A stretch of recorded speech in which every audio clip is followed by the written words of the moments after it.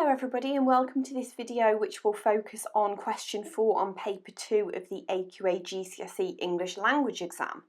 Now what I've decided to do is to split this rather big video into 3 sections so that they're in nice manageable chunks for you to work through. So this part 1 will focus on what you have to do for this question. Part 2 I'll give you an example of how you can use my paragraph flowchart for this question, and then part 3 I will give you an exercise which you can go off and practice on your own, and also I've written a full marks, a top level sample answer for that. So firstly, let's have a look at what assessment objective this is focusing on.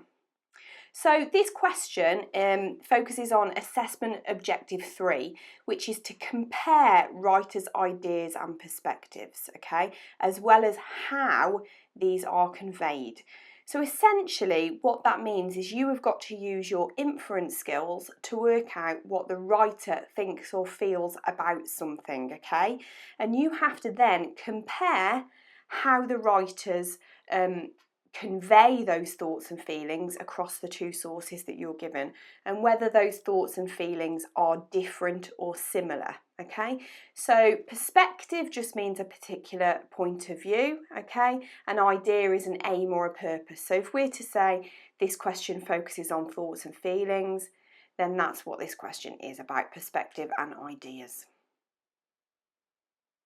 In order to get the level 4 perceptive detailed section, which is the 13 to 16 marks on this question, because it is a 16-mark question, you really have to unpick the methods that the writers use, okay?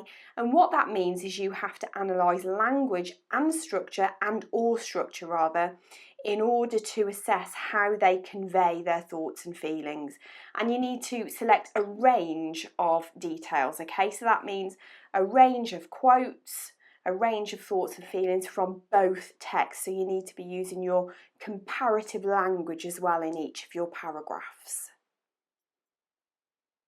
So the lowdown on question 4 is that you have to use words of comparison, okay? You have to compare the writer's thoughts and feelings. And if you can do that in nice interlinked paragraphs, then that takes you up to that perceptive and detailed level, okay? So you're going to want to use words and phrases of comparison such as both, also, in contrast to, okay? And such like throughout your answer.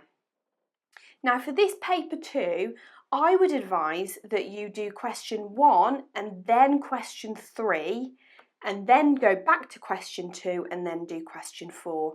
And the reason why I would do that is because question 1 and question 3 focus on one source, okay? And then when you look at question 2, that's your summary question.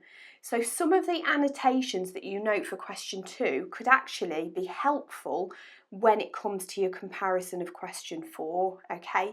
So I would do Q1, Q3, and then Q2 and Q4. In the question, it will ask you to analyse how the writers use methods, and like I've said, that means language and structure, okay? Personally, I find it's easier to comment on language, okay? But if you note anything interesting structure-wise and think back to your paper 1 question 3 and all of those elements of structure that we discussed for that, if you note any of those structural elements that convey a thought or feeling, then obviously you can comment on those as well. Now, because this question is worth 16 marks, we've got to make sure that we spend a decent amount of time on it. So I would advise about 20 minutes, and I would aim for 3 comparative paragraphs, and essentially that means 6 points, so a point from source A and a point from source B in a comparative paragraph, okay? So words of comparison, you're really going to have to use these in this answer. So make sure you learn these phrases. So obviously there are a lot more than this, but these are basic ones that you can just get in your mind ready to comment on similarities and differences between the 2 writers' thoughts and feelings. Okay, so what I'd like to do is give you an idea of how I would approach writing a paragraph for a question that I would give you, or that, you know, the exam board that would give you rather. Okay, so you can get these resources on my website, aceyourexams.wordpress.com. Download them, have a read through, and the question is, compare how the writers convey their attitudes to air pollution. So in part 2, what I'm going to do is I'm going to go through how I would plan for this question in the exam, and also I'm going to give you my paragraph flowchart and a paragraph sample for you just to have a look at. Okay, thanks for listening, stay tuned, make sure you listen to part 2.